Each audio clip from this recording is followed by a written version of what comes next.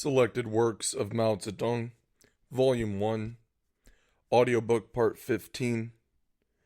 Win the masses in their millions for the Anti-Japanese National United Front, May 7th, 1937. This was the concluding speech made by Comrade Mao Zedong at the National Conference of the Communist Party of China, held in May 1937. Comrades, in the course of the discussions of the last few days, you have expressed agreement with my report, The Tasks of the Chinese Communist Party in the Period of Resistance to Japan. Only a few comrades expressed different views. As these dissenting views were rather significant, I shall discuss them first in my concluding speech, before dealing with certain other problems. The question of peace. For nearly 2 years, our party has fought for internal peace. After the third plenary session of the Kuomintang Central Executive Committee, we declared that peace had been attained, that the stage of fighting for peace was over, and that the new task was to consolidate the peace. We also pointed out that this new task was linked with fighting for democracy, i.e., consolidating the peace by fighting for democracy. However, some comrades argue that this view of ours is untenable. It follows that they must either arrive at the opposite view or hover between the two, for they argue Japan is retreating and Nanking is wavering more than ever. The contradiction between the two countries is becoming weaker, and the contradiction within the country is growing sharper. Footnote 1. The Japanese imperialists made temporary conciliatory gestures after the Siam incident in order to induce the Kuomintang authorities to disrupt the internal peace which was being restored and to break up the Anti-Japanese National United Front which was taking shape. They arranged for the bogus autonomous government of Inner Mongolia under their control to release two messages, one in December 1936 and another in March 1937, pledging allegiance to the Kuomintang government in Nanking, and the Japanese foreign minister, Sato himself, publicly wooed Chiang Kai-shek, slightly declaring that Japan would improve its relations with China and help China achieve political unification and economic recovery. Furthermore, Japan sent a so-called economic study group headed by Kenji Kodama, a Japanese financial magnate, ostensibly to help China complete the organization of a modern state. These were schemes for aggression and were known as Sato's diplomacy. They were called a retreat on the part of Japan by those people who were deluded by the Japanese imperialists' make-believe. End of footnote 1. Naturally, according to this appraisal, there is no new stage or new task, and the situation has reverted to its old stage or even deteriorated. I think this view is incorrect. In saying that peace has been attained, we do not mean that it is consolidated. On the contrary, we have said that it is not consolidated. Bringing about peace and consolidating it are two different things. History might reverse its course for a while, and peace might meet with setbacks because of the existence of Japanese imperialism, traders, and the pro-Japanese group, but the fact is that peace was attained after the Siam incident and was the product of several factors: Japan's fundamental policy of invasion, the favorable attitude of the Soviet Union and also Britain, the United States, and France towards internal peace in China, the pressure of the Chinese people, the Communist Party's peace policy during the Siam incident and its policy for ending the antagonism between the two regimes, the differentiation within the bourgeoisie, the differentiation within the Kuomintang, and so on. Peace cannot be made or unmade by Chiang Kai-shek alone. To unmake it, he would have to fight against many forces and draw closer to the Japanese imperialists and the pro-Japanese group. There is no doubt that the Japanese imperialists and the pro-Japanese group are still endeavoring to prolong civil war in China. That is precisely why peace is not yet consolidated. Such being the case, we have come to the conclusion that instead of reverting to the old slogans of end the civil war and fight for peace, we should take a step forward and adopt the new slogan of fight for democracy, for this is the only way to consolidate internal peace and bring the war of resistance against Japan into being. Why do we put forward the three closely related slogans of consolidate the peace, fight for democracy, and carry out armed resistance? The answer is that we desire to push the wheel of revolution forward, and that circumstances allow us to do so. Those who deny the new stage and the new task, who deny that the Kuomintang has begun to change, and by the same logic also deny the achievements of all the forces that have been struggling for peace during the last year and a half, will remain where they were before without advancing an inch. Why do these comrades make such an unsound appraisal? Because in weighing up the current situation, they start not from fundamentals, but from a number of limited and transient phenomena. Sato's diplomacy, the Soochow trial. Footnote 2. In April 1937, the Kuomintang High Court in Soochow tried Shen Chunju and 6 other leaders of the Resist Japan and Save the Nation movement, who had been arrested in November 1936 in Shanghai. The charge was endangering the Republic, the usual trumped-up indictment the reactionary Kuomintang authorities used to stigmatize all patriotic movements. Into footnote 2. The suppression of strikes, the eastward transfer of the Northeastern Army. Footnote 3. Prior to the Sian incident, the Northeastern Army was stationed on the border between Shunse and Kansu provinces, and was in direct contact with the Red Army in northern Shunse. Greatly influenced by the Red Army, it subsequently staged the coup in Sian. In March 1937, the Northeastern Army was forced to go east to Hunan and Anhui provinces, a move taken by the Kuomintang reactionaries to cut it off from contact with the Red Army and, at the same time, to sow discord in its ranks. End of footnote 3. General Yang Hu-chung's journey abroad. Footnote 4. General Yang Hu-chung was a military leader in China's northwest who staged the Sian incident together with Chong Sui-liang. Thus, the prime movers in this incident were popularly linked together in the double-barreled surname Chong Yang. When Chiang Kai-shek was released, Chong accompanied him to Nanking, but was immediately placed under detention. In April 1937, Yang too was ousted from his post by the Kuomintang reactionaries and had to take leave of absence abroad. When the War of Resistance began, Yang returned to China to offer his services, only to be interned by Chiang Kai-shek for the rest of his life. In September 1949, when the People's Liberation Army was driving forward near Chongqing, the Kuomintang had him murdered in a concentration camp. End of footnote 4, and so on. Hence their dismal picture. We say that the Kuomintang has begun to change, and we also say that it has not changed completely. It is inconceivable that the Kuomintang's reactionary policy over the past 10 years will completely change without new efforts, without more and greater efforts on our part and on the part of the people. Quite a number of reputedly left people who often bitterly denounce the Kuomintang and who during the Sian incident advocated putting China to death and fighting our way out through Tungkuan, footnote 5. Tungkuan is a strategically important gateway on the border of Shinse, Honan, and Shanse. At the time of the Sian incident, the Kuomintang troops were mainly quartered east of it. Certain reputedly left people in the party, like Chong Kuo-tao, then urged that the Red Army should fight its way out through Tungkuan, which meant that the Red Army should mount an offensive against the Kuomintang troops.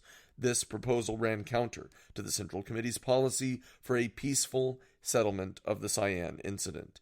End of footnote 5, are now astonished when events like the Soochow trial immediately occur after peace is attained, and ask, why does Chiang Kai-shek still do such things? They ought to understand that neither the communists nor Chiang Kai-shek are gods, nor are they isolated individuals, but members of a party or a class.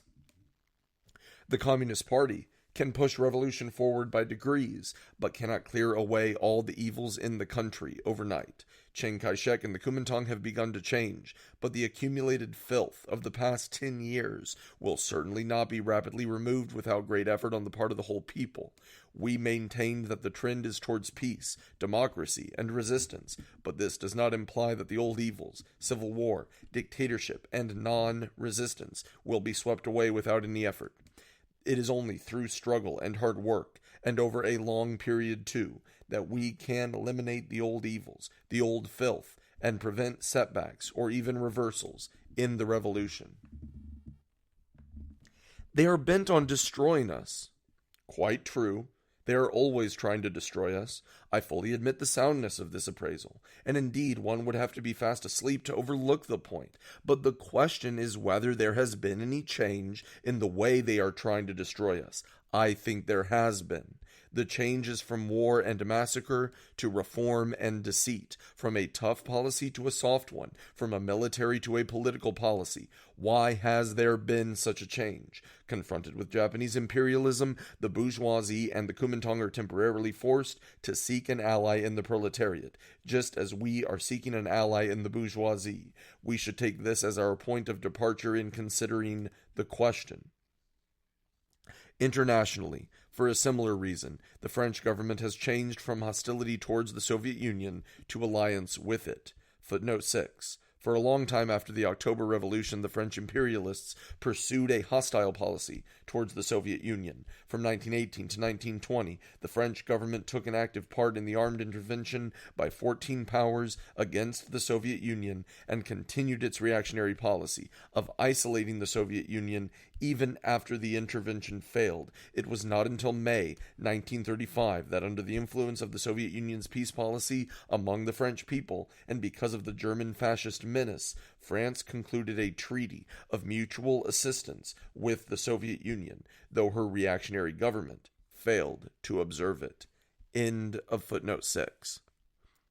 Our domestic task has changed from a military to a political one. We, for our part, have no use for plotting or scheming. Our aim is to defeat Japanese imperialism in a common effort by uniting with all those members of the bourgeoisie and the Kuomintang who favor resistance. The question of democracy. Quote, "To put the emphasis on democracy is wrong. The emphasis should be solely on resistance to Japan. Without direct action against Japan, there can be no movement for democracy. The majority of the people want only resistance to Japan, not democracy. What is needed is another December 9th movement." End quote. Footnote 7. The students' patriotic demonstration in Peking on December 9th, 1935, led by the Chinese Communist Party. The movement called for the cessation of civil war and armed resistance to Japan and won nationwide support. End of footnote 7. Let me first put a few questions. Can it be said that what the majority of the people wanted in the previous stage, i.e. from the December 9th movement of 1935 to the third plenary session of the Kuomintang Central Executive Committee in February 1937, was merely resistance to Japan and not internal peace? Was it wrong to emphasize internal peace then? Was it impossible to have a movement for internal peace without direct action against Japan? The Siam Incident and the third plenary session of the Kuomintang Central Executive Committee took place after the resistance in Sui Yuan ended, and today, too, there is as yet nothing equivalent to the Sui Yuan resistance or the December 9th movement. Everybody knew that in order to resist Japan, there had to be internal peace, that without internal peace, there could be no resistance to Japan, and that internal peace was a condition for resistance. All the anti-Japanese activities in the previous stage, whether direct or indirect, beginning with the December 9th movement and ending with the third plenary session of the Kuomintang Central Executive Committee, were centered on the struggle for internal peace, which was then the central link, the most essential thing in the anti-Japanese movement. Similarly today, in the new stage, democracy is the most essential thing for resistance to Japan, and to work for democracy is to work for resistance to Japan. Resistance and democracy are interdependent, just as are resistance and internal peace, democracy and internal peace. Democracy is the guarantee of resistance, while resistance can provide favorable conditions for developing the movement for democracy. We hope there may be, and indeed there will be, many direct and indirect struggles against Japan in the new stage, and these will give an impetus to the war of resistance and greatly assist the movement for democracy. But the core and essence of the revolutionary task which history has set before us is the winning of democracy. Is it then wrong to keep stressing democracy? I do not think so. Japan is stepping back. Britain and Japan are virtually inclined to strike a balance, and Nanking is wavering more than ever. Ignorance of the laws of historical development has given rise to this needless anxiety. If there were a revolution in Japan and she really withdrew from China, it would help the Chinese Revolution and would be just what we want, marking the beginning of the collapse of the world front of aggression. What room for anxiety would there be then? But, as a matter of fact, this is not what is happening. Sato's diplomatic moves are preparations for a major war, and a major war confronts us. Britain's policy of wavering can get her nowhere, her clash of interests with Japan making this certain. If Nanking continues to waver for long, it will become the enemy of the whole nation, and its own interests do not allow it to keep on wavering. A temporary retrogression cannot change the general law of history.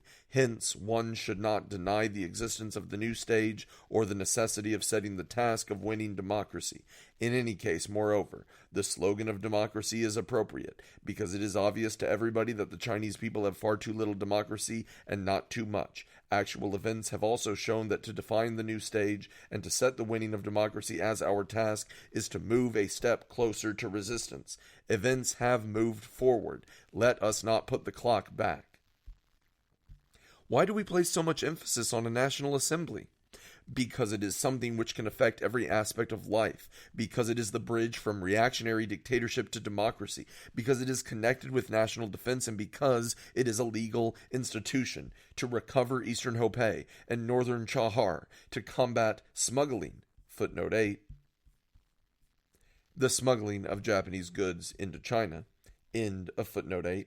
To oppose economic collaboration. Footnote 9. This refers to the self-styled Sino-Japanese economic collaboration. End of footnote 9, etc. As many comrades have proposed is quite correct, but this complements rather than in any way conflicts with the fight for democracy and a National Assembly. The essential thing is still the National Assembly and freedom for the people. It is correct and indisputable that the day-to-day struggle against Japan and the people's struggle for a better life must be linked up with the movement for democracy. Nevertheless, the central and essential thing in the present stage is democracy and freedom. The question of the future of the revolution. Some comrades have raised this question, and here I can only give a brief answer. In the writing of an article, the second half can be written only after the first half is finished. Resolute leadership of the democratic revolution is the prerequisite for the victory of socialism. We are fighting for socialism, and in this respect we are different from those who confine themselves to the revolutionary three people's principles. It is the great future goal to which our present efforts are directed. If we lose sight of this goal, we cease to be communists. But equally, we cease to be communists if we relax our efforts of today. We are exponents of the theory of the transition of the revolution. Footnote 10. See Karl Marx and Friedrich Engels, Manifesto of the Communist Party, Part 4. V.I. Lenin, Two Tactics of Social Democracy in the Democratic Revolution, Part 12 and Part 13. History of the Communist Party of the Soviet Union, Bolsheviks, Short Course, Chapter 3, Section 3. End of footnote 10.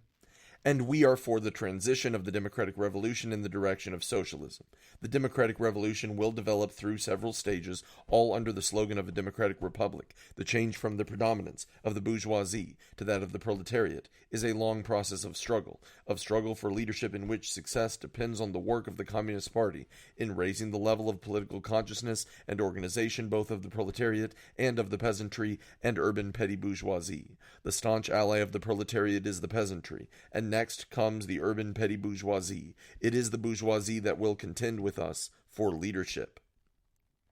To overcome the vacillation of the bourgeoisie and its lack of revolutionary thoroughness, we must rely on the strength of the masses and on the correctness of our policy, or otherwise the bourgeoisie will come out on top. A bloodless transition is what we would like, and we should strive for it, but what will happen will depend on the strength of the masses.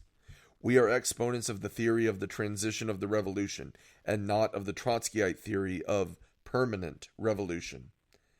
Footnote 11. C. J. V. Stalin, The Foundations of Leninism, Part 3, The October Revolution and the Tactics of the Russian Communists, Part 2, Concerning Questions of Leninism, Part 3. End of footnote 11. We are for the attainment of socialism by going through all the necessary stages of the democratic republic. We are opposed to tailism, but we are also opposed to adventurism and impetuosity.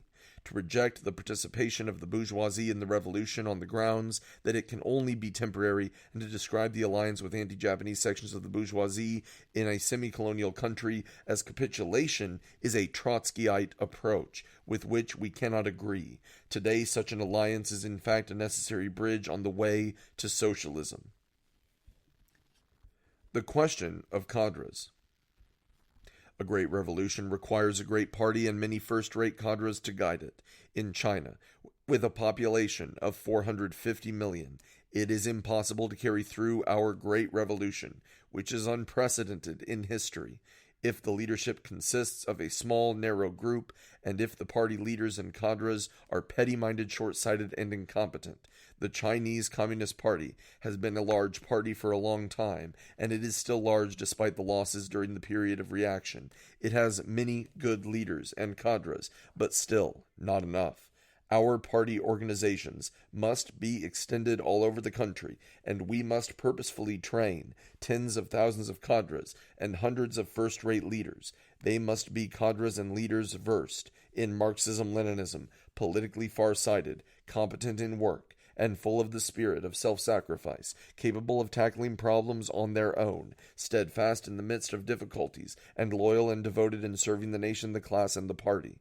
It is on these cadres and leaders that the party relies for its links with the membership and the masses, and it is by relying on their firm leadership of the masses that the party can succeed in defeating the enemy. Such cadres and leaders must be free from selfishness, from individualistic heroism, ostentation, sloth, passivity, and sectarian arrogance, and they must be selfless, national, and class heroes. Such are the qualities and the style of work demanded of the members, cadres, and leaders of our party. Such is the spiritual legacy handed down to us by the tens of thousands of members, the thousands of cadres, and the scores of first-rate leaders who have laid down their lives for the cause. Beyond any doubt, we ought to acquire these qualities, do still better in remolding ourselves, and raise ourselves to a higher, revolutionary level. But even this is not enough. We must also regard it as our duty to discover many more new cadres and leaders in the party and the country. Our revolution depends on cadres. As Stalin said, cadres decide everything. Footnote 12. C.J.V. Stalin address delivered in the Kremlin Palace to the graduates from the Red Army academies in May 1935, in which he said, quote, "Of all the valuable capital the world possesses, the most valuable and decisive is people, cadres. It must be realized that under our present conditions, cadres decide everything." End quote. End of footnote 12. The question of democracy within the party. To attain this aim, inter-party democracy is essential. If we are to make the party strong, we must practice democratic centralism to stimulate the initiative of the whole membership. There was more centralism during the period of reaction and civil war. In the new period, centralism should be closely linked with democracy. Let us apply democracy and so give scope to the initiative throughout the party. Let us give scope to the initiative of the whole party membership and so train new cadres in great numbers, eliminate the remnants of sectarianism, and unite the whole party as solidly as steel. Unity in the conference and in the whole party. After explanation, the dissenting views on political issues voiced at this conference have given way to agreement, and the earlier difference between the line of the Central Committee and the line of retreat adopted under the leadership of certain comrades has also been settled. Footnote 13. This difference was between the line of the party's Central Committee and Chang Kuo-tao's line of retreat in 1935 to 1936. See on Tactics Against Japanese Imperialism, Note 22, pages 175 to 176 of this volume.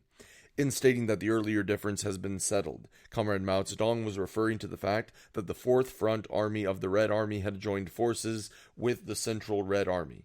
Chang Kuo-tao's subsequent open betrayal of the party and his degeneration into a counter-revolutionary was the act of an individual traitor, and no longer a question of differences over party line. End of footnote 13. This shows that our party is very solidly united. This unity provides the most important basis for the present national and democratic revolution, because it is only through the unity of the Communist Party that the unity of the whole class and the whole nation can be achieved, and it is only through the unity of the whole class and the whole nation that the enemy can be defeated and the national and democratic revolution accomplished. Win the masses in their millions for the anti-Japanese National United Front. The aim of our correct political policy and of our solid unity is to win the masses in their millions for the anti-Japanese National United Front. The broad masses of the proletariat, the peasantry, and the urban petty bourgeoisie need our work of propaganda, agitation, and organization. Further efforts on our part are also needed to establish an alliance with those sections of the bourgeoisie which are opposed to Japan. To make the policy of the party the policy of the masses requires effort, long and persistent effort, unrelenting and strenuous, patient and painstaking effort. Without such effort, we shall achieve nothing. The formation and consolidation of the anti-Japanese National United Front, the accomplishment of the task incumbent on it, and the establishment of a democratic republic in China are absolutely inseparable from our effort to win over the masses. If we succeed in bringing millions upon millions of the masses under our leadership by such effort, our revolutionary task can be speedily fulfilled. By our exertions, we shall surely overthrow Japanese imperialism and attain complete national and social liberation. End of Win the Masses in Their Millions.